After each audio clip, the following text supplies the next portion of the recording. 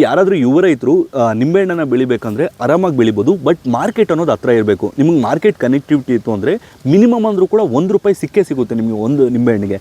ಈ ತಳಿ ಹೆಸರು ಕಾಗ್ಜಿ ಲೆಮನ್ ಅಂತ, ಈ ತಳಿ ಹೆಸರು ಮಾರ್ಕೆಟ್ ಲೆಮನ್ ಅಂತ. ಇನ್ನೊಂದು ತಳಿ ಇದೆ, ಅದು ತೈವಾನ್ ಲೆಮನ್ ಅಂತ, ಅದು ಸೀಡ್ಲೆಸ್ ಬರುತ್ತೆ.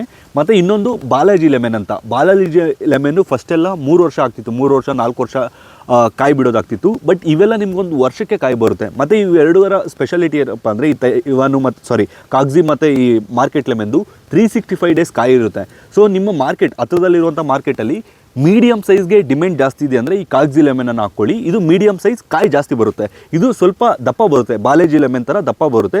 ಕಾಯಿ ಸ್ವಲ್ಪ ಇದೊಂದು 100 ಕಾಯಿ ಬಿಟ್ಟರೆ ಇದೊಂದು 80 ಕಾಯಿ ಬರುತ್ತೆ. ಸೊ ನೀವು ಯುವ ರೈತರು ಏನಾದರೂ ಇದ್ರು ಅಂದರೆ, ಅಥವಾ ಯಾರಾದರೂ ರೈತರು ಅಥವಾ ಯಾರಾದರೂ ಫಾರ್ಮಿಂಗ್ ಬಗ್ಗೆ ನೋಡ್ತಿದ್ರೆ, ಎಲ್ಲಿ ಖಾಲಿ ಜಾಗ ಇರುತ್ತೋ ಇದನ್ನು ಮತ್ತು ಕರಿಬೇವನ್ನು ಹಾಕ್ಕೊಳ್ಳಿ.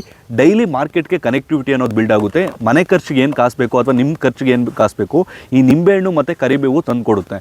ಸೊ ಆದಷ್ಟು ಈ ವಿಡಿಯೋನ ರೈತರಿಗೆ ಶೇರ್ ಮಾಡಿ. ನಿಜವಾಗ್ಲೂ ಕೂಡ ಈ ನಿಂಬೆಹಣ್ಣಿನ ಕೃಷಿ ಅನ್ನೋದು ತುಂಬ ಇದು. ಮತ್ತು ಡಿಸ್ಟೆನ್ಸ್ ಎಷ್ಟು ಕೊಡಬೇಕು ಅಂದರೆ ನೀವು 15ರಿಂದ 15 ಕೊಟ್ಕೋಬೋದು. ಸೊ ನೀವು ಈ 3 ತಳಿಯಲ್ಲಿ ಯಾವುದಾದ್ರೂ ಹಾಕ್ಕೋಬೋದು. Taiwan lemon or Kagzi lemon or market 360 lemon.